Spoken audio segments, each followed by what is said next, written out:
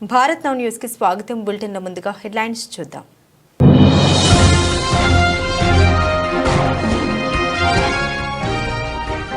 Visakha steel plant కు కేంద్ర package ప్రకటించడం చారిత్రాత్మక నిర్ణయం తెలిపిన ముఖ్యమంత్రి చంద్రబాబు.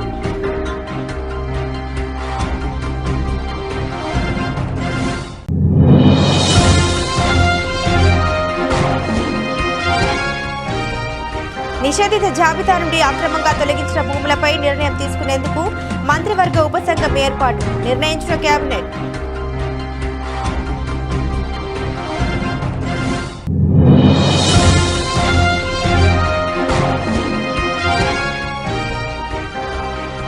ప్రమాదాల నివారణకు ప్రజల భాగస్వామ్యం అవసరం. రహదారి భద్రతా మాసోత్సవాలను విజయవంతం చేయాలని కోరిన ఉప రవాణా అధికారి ఏ మోహన్.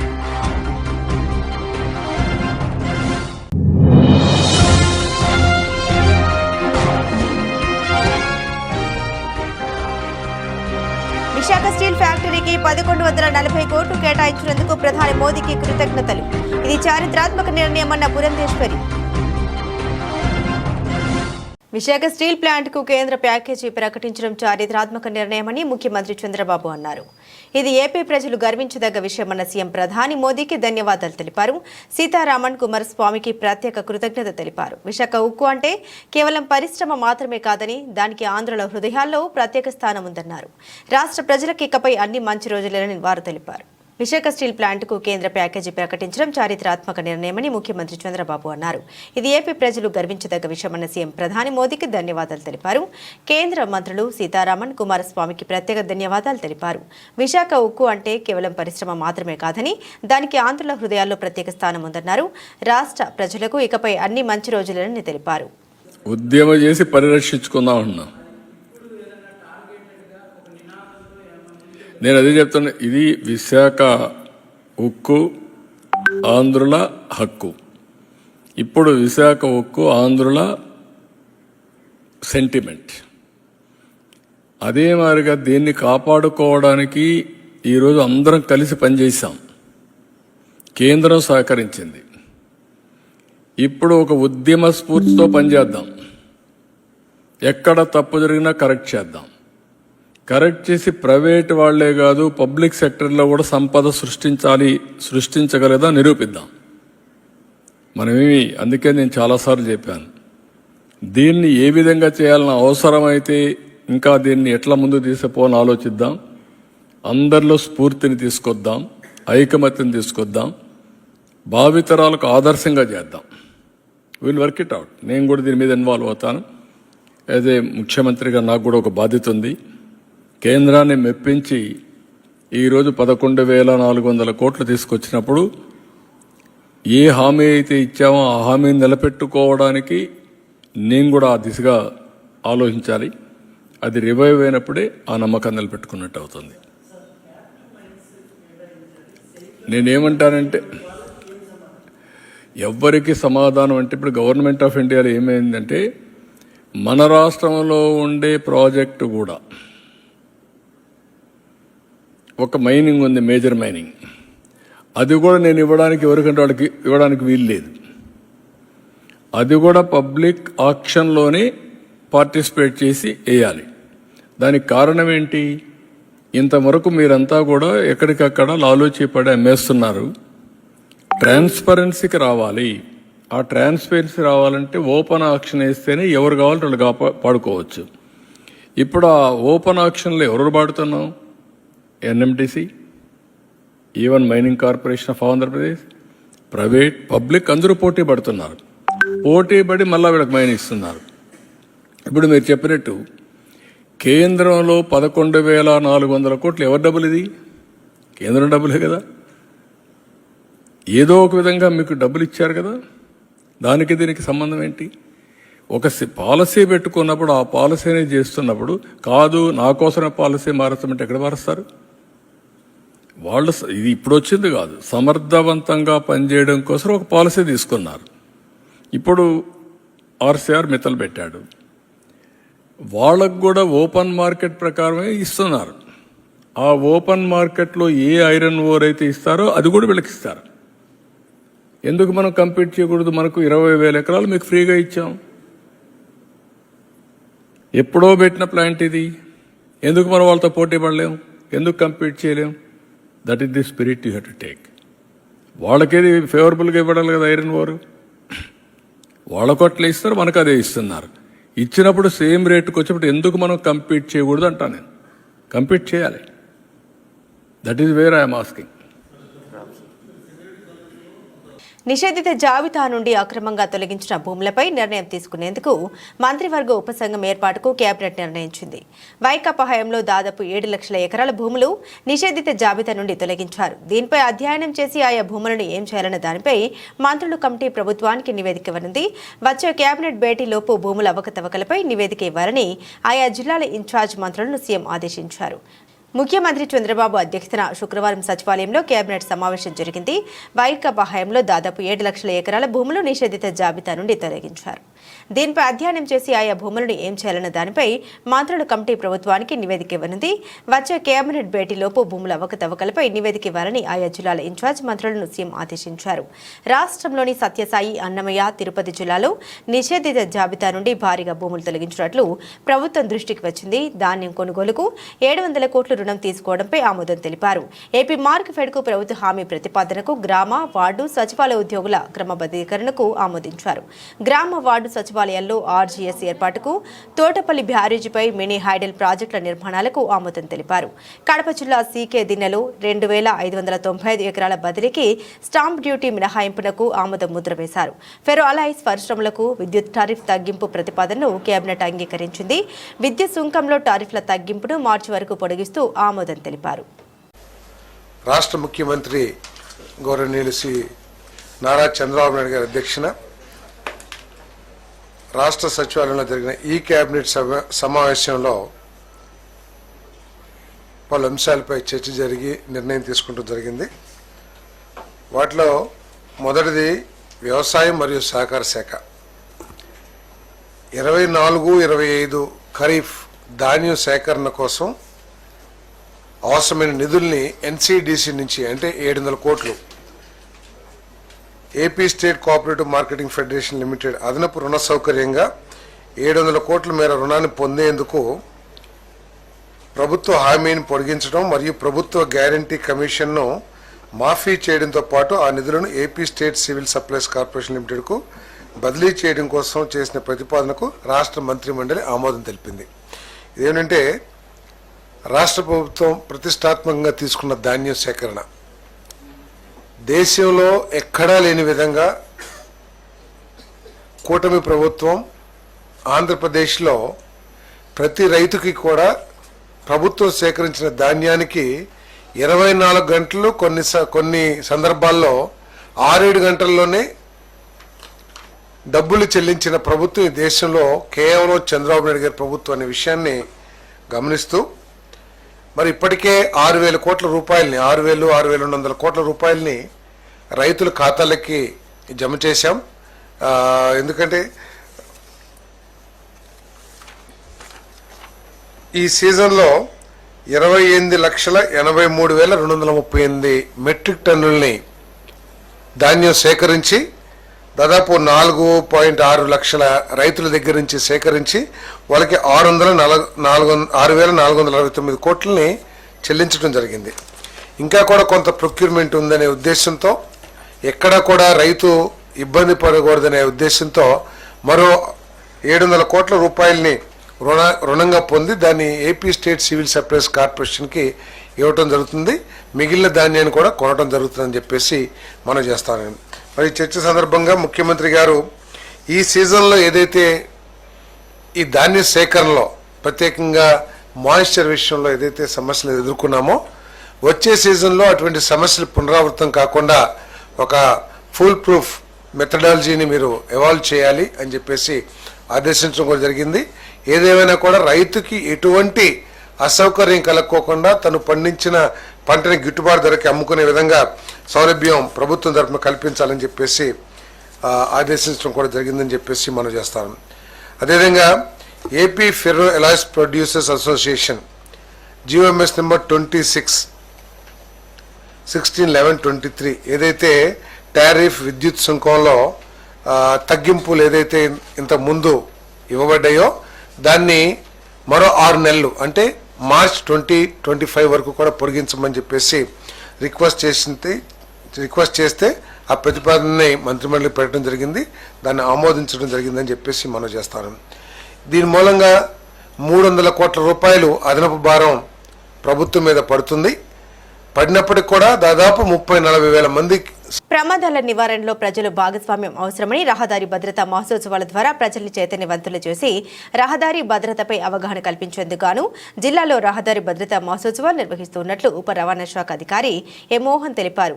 జిల్లా రవాణా శాఖ ఆధ్వర్యంలో ఫిబ్రవరి 15వ తేదీ వరకు జిల్లాలో నిర్వహించనున్న రహదారి భద్రతా మహోత్సవాల నిర్వహణపై రవాణా శాఖ ఉప రవాణా అధికారి ఎ మోహన్ నగరంలోని ఆయన కార్యాలయంలో శుక్రవారం మీడియా ప్రతినిధుల సమావేశం నిర్వహించారు.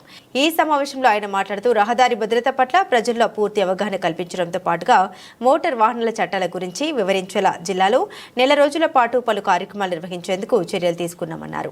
ప్రమాదాల నివారణకు రవాణా శాఖ ఆధ్వర్యంలో పోలీస్, వైద్య, ఆరోగ్య, ఆర్ఎండ్బి, జాతీయ రహదారులు, స్వచ్ఛంద సంస్థల ప్రతినిధుల సహకారంతో అనేక కార్యక్రమాలను చేపట్టడం ద్వారా కొంత మేరకు ప్రమాదాల్ని నివారించగలుగుతున్నామన్నారు. పూర్తి స్థాయిలో ప్రమాదాల్ని అరికట్టేందుకు గాను ప్రజల అవగాహన కల్పించడం కీలకమన్నారు. రోడ్డు ప్రమాదాల నివారణకు కట్టుదిట్టమైన చర్యలు తీసుకోవడం జరిగిందన్నారు. ఇందులో భాగంగా సీట్ బెల్ట్, హెల్మెట్ ధరించడం తప్పనిసరి చేశామన్నారు. ట్రాఫిక్ నిబంధన పాటించని వారిపై చట్టరీత్యా చర్యలు తీసుకుంటున్నామన్నారు. లారీ, బస్సు డ్రైవర్లకు ప్రత్యేక అవగాహన సదస్సుల్ని నిర్వహించి ట్రాఫిక్ రూల్స్ పాటించేలా చర్యలు తీసుకుంటున్నామన్నారు.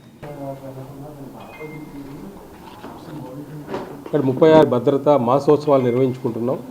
మనకు మోటార్ వాహనాల చట్టం, కొత్త చట్టం మనకు 1/7/1989 నుంచి అమల్లోకి వచ్చింది. అప్పటి నుంచి కూడా జనవరి నెలలో ప్రతి మొదటి వారాన్ని కూడా రహదారి భద్రతా వారోత్సవాలుగా మనం ఒక వారం పాటు జరిపేవాళ్ళం. మరి వారం పాటు జరిపి మనం కనుక సలహాలు, సూచనలు కనుక ప్రజలందరికీ ఇస్తే మిగిలిన 51 వారాలు కూడా వాళ్ళ భద్రత గురించిన నినాదాలతో వారి యొక్క సేఫ్ డ్రైవింగ్ చేసుకుంటారనే ఉద్దేశంతో government of India, minister of road transport and highway వాళ్ళు ఇచ్చినటువంటి ఆదేశాల మేరకు దేశవ్యాప్తంగా ఈ యొక్క ప్రమాదాలు నివారించడానికి తగు చర్యలు తీసుకున్నారు. కానీ గత 3-4 సంవత్సరాలుగా ప్రమాదాలు ఇంకా నేషనల్ హైవేస్, ఎక్స్ప్రెస్ వేస్ వచ్చిన తర్వాత ప్రమాదాలు ఎక్కువ జరుగుతున్నాయనే భావనతో వారం రోజుల పాటు చేస్తే సరిపోదు, ఇది ఒక నెల పాటు జరపాలని చెప్పి మినిస్టర్ ఆఫ్ రోడ్ ట్రాన్స్పోర్ట్ వారు నిర్ణయించారు. దాంట్లో భాగంగా 2024 సంవత్సరం నుంచి కూడా మనం 1 మంత్ చేస్తున్నాం ఈ ప్రోగ్రాము. మరి దేశవ్యాప్తంగా జనవరి 10వ తారీఖు నుంచి ఫిబ్రవరి 10వ తారీఖు వరకు చేయమని ఇచ్చారు. మన రాష్ట్రంలో మన సంక్రాంతి ఫెస్టివల్ ఉంది కాబట్టి మన రాష్ట్ర ప్రభుత్వం జనవరి 16వ తారీఖు నుంచి ఫిబ్రవరి 15వ తారీఖు వరకు ఈ యొక్క మాసోత్సవాలని ఘనంగా నిర్వహించి చేయాలని చెప్పి ఇచ్చారు. దాంట్లో భాగంగా మనం నిన్నటి రోజున అన్ని కలెక్టర్ కార్యాలయాలు, జిల్లాల్లో కూడా ఈ రహదారి భద్రతకు సంబంధించినటువంటి పోస్టర్స్ అయితేనేమి, పబ్లిసిటీ మెటీరియల్ అయితేనేమి, వాహనాలు అయితేనేమి, లేకపోతే స్టిక్కర్స్, ఇవన్నీ కూడా పోలీస్ శాఖ, రవాణా శాఖ, అలాగే జిల్లా కలెక్టర్ గారి ఆధ్వర్యంలో నిన్న విడుదల చేయడం జరిగింది. నిన్న కలెక్టర్ గారి క్యాంప్ ఆఫీస్లో ఇనాగరల్ ప్రోగ్రామ్ జరిగింది. ఆ ప్రోగ్రామ్ కూడా సంబంధించిన ఇన్ఫర్మేషన్ అంతా కూడా కొంతమందికి ఇవ్వగలిగాము, కొంతమందికి ఇవ్వలేకపోయాము. దాంట్లో భాగంగా ఈరోజు మనం ఈ యొక్క కార్యక్రమాన్ని మీకు విశదీకరించాలని చెప్పి, ఎందుకంటే ఇప్పుడు మన రాష్ట్రంలో ప్రమాదాల సంఖ్య బాగా పెరిగింది. ముఖ్యంగా మన రాష్ట్రంలో మనం ఎన్టీఆర్ జిల్లా ప్రథమ స్థానంలో ఉంది. ఏది మన యాక్సిడెంట్కి సంబంధించి కానీ, యాక్సిడెంట్స్ డెత్స్కి సంబంధించి కానీ. కాబట్టి వీటికి సంబంధించినటువంటి నివారణ చర్యలు తీసుకోవడానికి భాగంగా మనం జిల్లా రోడ్ సేఫ్టీ కమిటీస్ అని మనం ఏర్పాటు చేశాము. దీంట్లో ఒక రవాణా శాఖ ఒకటే కాకుండా పోలీస్ శాఖ, అలాగే ఇంజనీరింగ్ డిపార్ట్మెంట్స్, ఎందుకంటే ఇంజనీరింగ్, ఎన్ఫోర్స్మెంట్, ఎడ్యుకేషన్ 3 రకాలుగా యొక్క ప్రమాదాలు నివారించాలని చెప్పి ప్రభుత్వం భావిస్తుంది. మరి రోడ్ ఇంజనీర్లందరూ కూడా ఇంజనీరింగ్ డిఫెక్ట్స్ ఉండడము, లేకుండా రోడ్డు మీద ప్రాపర్గా లైటింగ్ లేకపోవడము, సిగ్నలింగ్ వ్యవస్థ సరిగ్గా లేకపోవడము, వీటి వల్ల ప్రమాదాలు జరుగుతున్నాయని కూడా గుర్తించారు. కాబట్టి అలాంటి ప్రమాదాలు జరిగిన తర్వాత అందరూ కూడా కలిసికట్టుగా, అంటే ఇంజనీరింగ్ డిపార్ట్మెంట్స్ అనేటువంటి national highway authority of India వాళ్ళు, అట్లాగే ఆర్ఎండ్బిలో కూడా నేషనల్ హైవే డిపార్ట్మెంట్ ఉంటుంది, అట్లాగే స్టేట్ హైవేస్ అన్నీ కూడా ఆర్ఎండ్బి డిపార్ట్మెంట్కి ఒక ఎస్సీ గారు ఉంటారు, అలాగే రూరల్ రోడ్స్కి అంతటి కూడా పంచాయతీరాజ్ నుంచి సంబంధించిన ఒక ఎస్సీ గారు ఉంటారు, అట్లాగే మున్సిపాలిటీస్, అర్బన్ ఏరియాస్లో అంతా కూడా మున్సిపల్ ఇంజనీరింగ్ డిపార్ట్మెంట్ ఉంది. మన విజయవాడ మున్సిపల్ కార్పొరేషన్ కానీ, జగ్గయ్యపేట, నందిగామ, మైలవరం, ఇక్కడ ఈ ప్రదేశాల్లో ఉన్నటువంటి అర్బన్ రోడ్స్ అన్నీ కూడా మన మున్సిపల్ ఇంజనీరింగ్ డిపార్ట్మెంట్ వాళ్ళు మెయింటైన్ చేస్తారు. మరి వారిని కూడా ఈ యొక్క దీంట్లో భాగస్వామ్యంగా చేరడం జరిగింది. విశాఖ స్టీల్ ఫ్యాక్టరీకి 1140 కోట్లు కేటాయించినందుకు ప్రధాని మోదీ, కేంద్ర ఆర్థిక శాఖ మంత్రి నిర్మలా సీతారామన్కు బీజేపీ రాష్ట్ర అధ్యక్షులు దగ్గుబాటి పురంధేశ్వరి కృతజ్ఞత తెలియజేశారు. డబుల్ ఇంజిన్ సర్కార్తోనే రాష్ట్ర అభివృద్ధి సాధ్యమవుతుందని ఈ సందర్భంగా ఆమె పేర్కొన్నారు. అప్పటి ప్రధానిగా ఉన్నటువంటి ఇందిరాగాంధీ గారు దీనికి ఒప్పుకోలేదు. 1966వ సంవత్సరంలో అప్పటి ఆంగ్లో అమెరికన్ కన్సార్షియం ఏదైతే ఉందో విశాఖపట్నంలో స్టీల్ ప్లాంట్ ని స్థాపించాలి అని చెప్పినప్పుడు అప్పటి ప్రధానిగా ఉన్నటువంటి శ్రీమతి ఇందిరాగాంధీ గారు దీనికి ఒప్పుకోలేదు. అయితే అమృతరావు గారు, తెన్నిటి విశ్వనాథన్ గారు వీరి యొక్క కృషి వలన, వీరి యొక్క పోరాటం వలన వేలాది మంది అక్కడ ఉన్నటువంటి తెలుగువారి యొక్క పోరాట ఫలితంగా దగ్గర 32 మంది వారి ప్రాణాలు కోల్పోయినటువంటి సందర్భంలో మనం విశాఖపట్నంలో స్టీల్ ప్లాంట్ ని స్థాపించుకోవడం జరిగింది. ఇవాళ చూసినట్లయితే దగ్గర 64 గ్రామాలు, వారి గ్రామాలని విశాఖపట్నం స్టీల్ ప్లాంట్ స్థాపనకి వారు అందించినటువంటి చరిత్ర, ఘన చరిత్ర మన విశాఖపట్నంలోని స్టీల్ ప్లాంట్కి ఉంది. ఆ నేపథ్యంలో ఎన్నో ఇబ్బందులు మన విశాఖ స్టీల్ ప్లాంట్ ఎదుర్కొంటున్నటువంటి సందర్భంలో అప్పులు ఊబిలో కూలిపోవటం దగ్గర నుండి వారికి క్యాప్టివ్ మైన్స్ లేకపోవటం వలన ఈ రోజున ఏ స్థితికి వచ్చిందంటే చివరికి అక్కడ పనిచేసేటువంటి ఎంప్లాయీస్ కి కూడా సరైనటువంటి విధంగా వారికి జీతాలు ఇవ్వలేనటువంటి పరిస్థితి ఇవాళ విశాఖ స్టీల్ ప్లాంట్ లో ఏర్పడింది.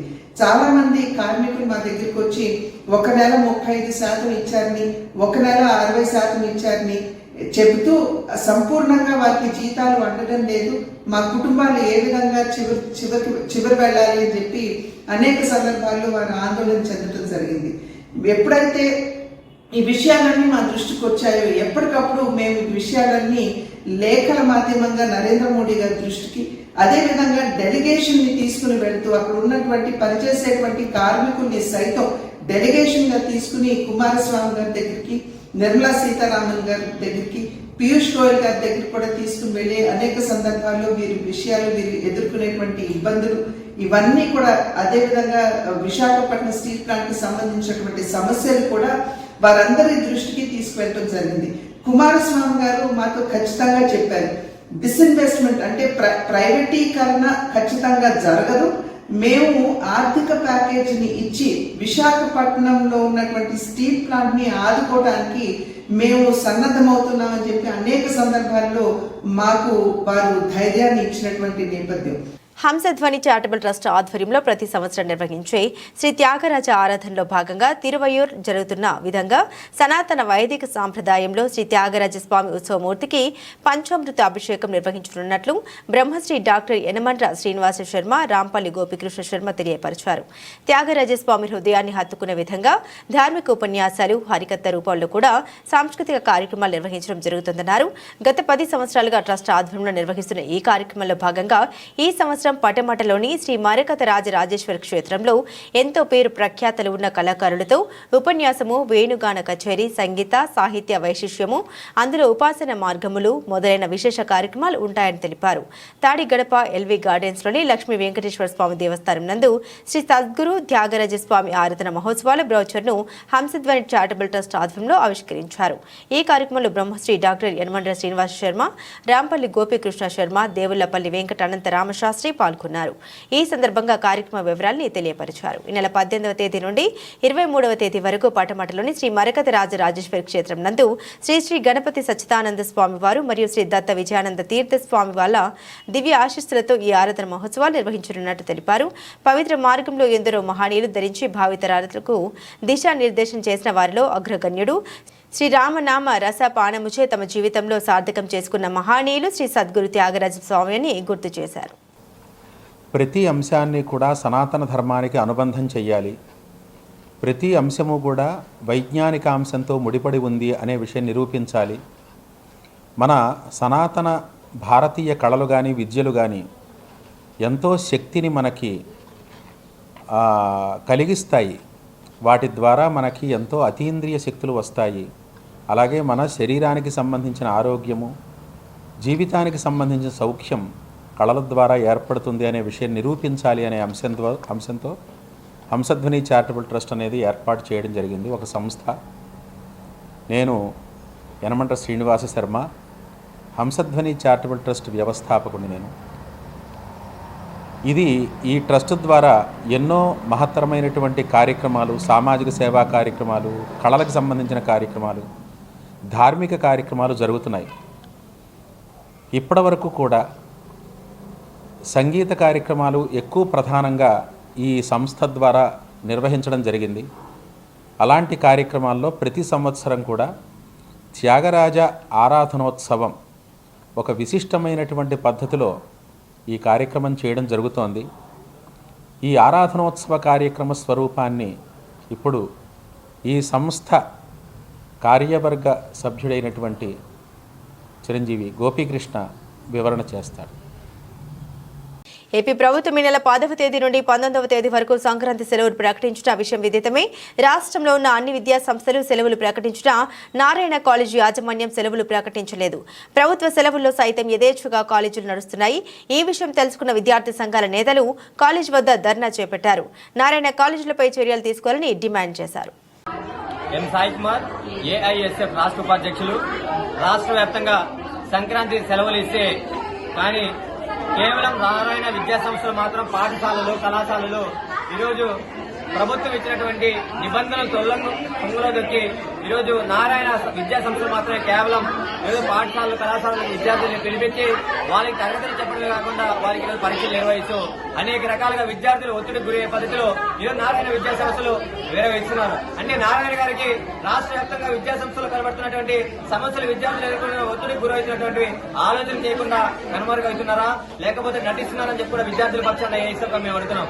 కావున ఎక్కడ కూడా ఏ నారాయణ విద్యా సంస్థలు సెలవులు పోతున్నా విద్యార్థులకు సెలవు లేకుండా ఉత్తర్వుల్ని తుంగలో దొక్కి విద్యార్థుల్ని తరగతులు నిర్వహిస్తే ఏఐఎస్ఎఫ్ నాయకత్వం వచ్చి విద్యార్థుల్ని ఇళ్లకు పంపించే విధంగా వారు లేకపోతే పెద్ద ఎత్తున రాష్ట్ర వ్యాప్తంగా ఆందోళన చేశారని చెప్పి కూడా ఈ సందర్భంగా తెలియజేస్తున్నాం. విశాఖ స్టీల్ ప్లాంట్ ను కాపాడడానికి కేంద్ర ప్రభుత్వం క్యాపిటివ్ మైన్స్ కేటాయించి సెయిల్లో విలీనం చేయాలని సిపిఐ రాష్ట్ర కార్యదర్శి కె రామకృష్ణ డిమాండ్ చేశారు. విశాఖ స్టీల్ ప్లాంట్ ప్రైవేట్ పరం కాకుండా కాపాడాలని డిమాండ్ చేస్తూ విశాఖ స్టీల్ ఉద్యోగులు, కార్మికులు, వామపక్ష పార్టీలతో సహా పలు రాజకీయ పార్టీలు, ప్రజలు గత 4 సంవత్సరాలుగా పెద్ద ఎత్తున ఉద్యమం చేపట్టారు. చివరకు కేంద్ర ప్రభుత్వం స్పందించింది. విశాఖ స్టీల్ కు 11,500 ప్యాకేజీ ఇస్తామని, అందులో 10,300 కోట్లు బాండ్ల రిడెంప్షన్ కింద ఇస్తామని ప్రకటించింది. ఇదే వాస్తవమైతే దీనివల్ల సమస్య పరిష్కారం అవుతుందని కార్మిక నేతలు భావించడం లేదు. కానీ విశాఖ ఉక్కు ఫ్యాక్టరీ ప్రైవేటీకరణ కాకుండా ఉండాలంటే క్యాపిటివ్ మైన్స్ కేటాయించి స్టీల్ అథారిటీ ఆఫ్ ఇండియాలో విలీనం చేయాలని స్టీల్ ఫ్యాక్టరీ కార్మికులు, ఉద్యోగులు డిమాండ్ చేస్తున్నారు. విశాఖ ఉక్కు ఫ్యాక్టరీకి 17,000 కోట్ల అప్పులున్నాయని చెబుతున్న ప్రభుత్వం కేవలం 11,500 కోట్లు కేటాయించడం వల్ల సమస్య పరిష్కారం కాదు. విశాఖ స్టీల్ ప్లాంట్ కు క్యాపిటివ్ మైన్స్ కేటాయించకుండా అనకాపల్లిలో దాదాపు 70,000 కోట్లతో మీటలు ఏర్పాటు చేసే ప్రైవేట్ పరిశ్రమకు క్యాపిటివ్ మైన్స్ కేటాయిస్తే విశాఖ స్టీల్ ప్రైవేటీకరణ ఆగదు.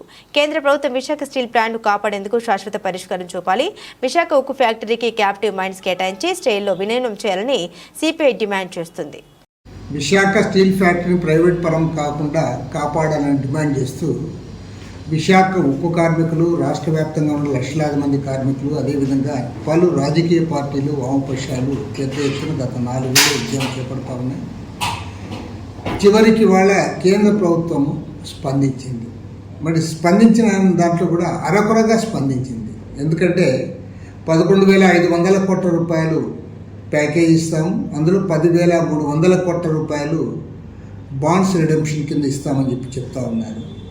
ఇదే వాస్తవం అయితే దీనివల్ల సమస్య పరిష్కారం అవుతుందని కార్మిక నాయకులు భావించడం లేదు. ఎందుకంటే విశాఖ స్టీల్ ప్లాంట్ ప్రైవేటీకరణ కాకుండా ఉండాలంటే ఖచ్చితంగా దాని క్యాపిటివ్ మైన్స్ ఏర్పాటు చేయాలి. అదేవిధంగా దాన్ని సెయిల్ ఆధ్వర్యంలో విలీనం చేయాలని చెప్పి కూడా ముందు నుంచి కూడా కార్మిక నాయకులు డిమాండ్ చేస్తారు. అదేవిధంగా అక్కడ ఉన్న ఆఫీసర్స్ అసోసియేషన్ కూడా అదే అంశాన్ని పలుమార్లు ప్రస్తావించడం జరిగింది.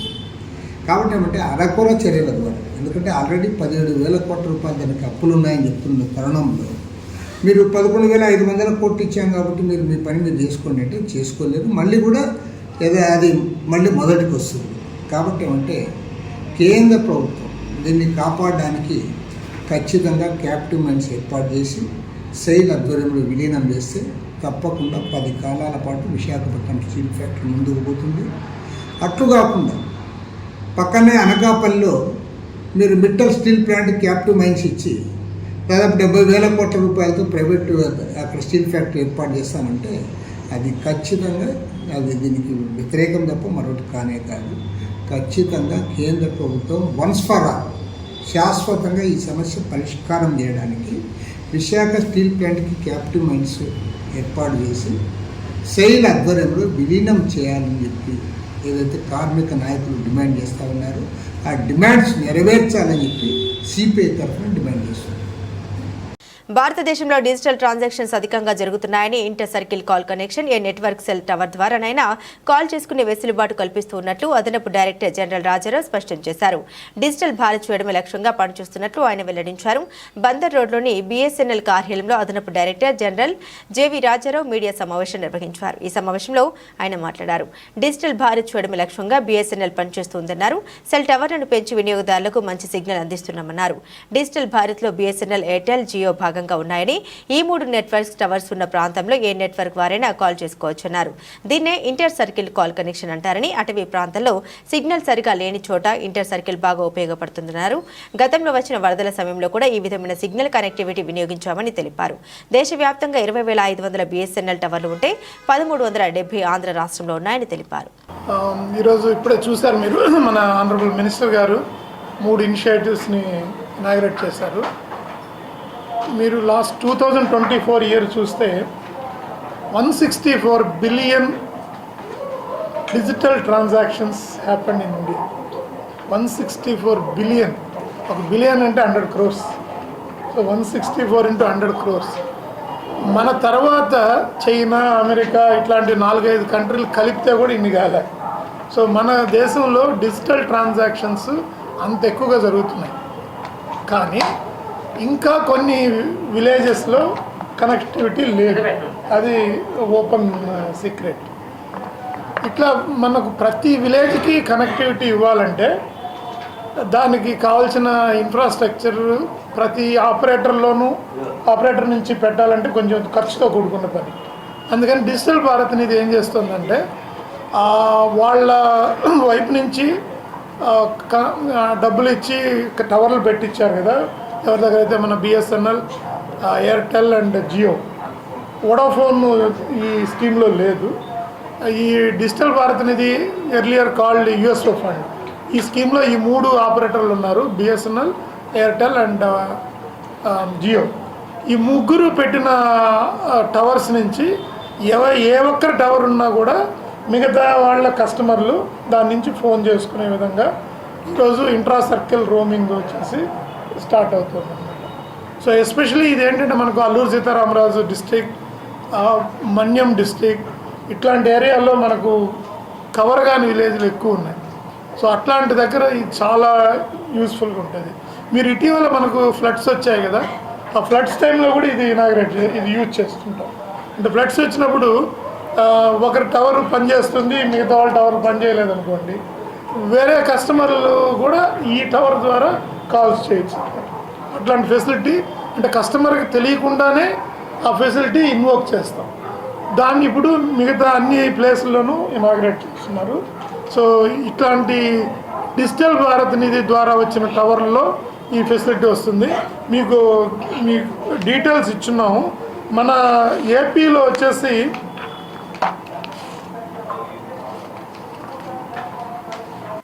బులెటిన్ ముగించే ముందు హెడ్లైన్స్ మరోసారి.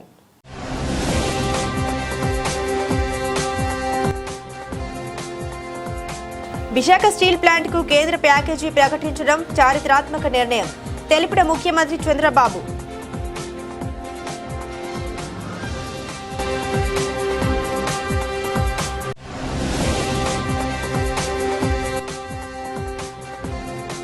నిషేధిత జాబితా నుండి అక్రమంగా తొలగించిన భూములపై నిర్ణయం తీసుకునేందుకు మంత్రివర్గ ఉపసంఘం ఏర్పాటు నిర్ణయించిన కేబినెట్.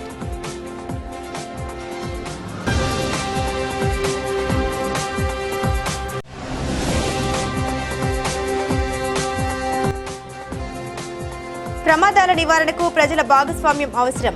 రహదారి భద్రతా మాసోత్సవాలను విజయవంతం చేయాలని కోరిన ఉప రవాణా అధికారి ఏ మోహన్.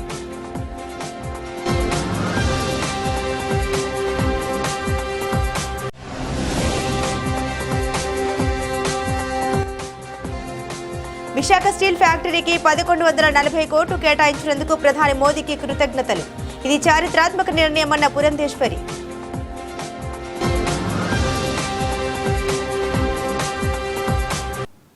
ఇవి బులెటిన్ అప్డేట్స్. మరిన్ని అప్డేట్స్ కోసం చూస్తూనే ఉండండి SDV న్యూస్.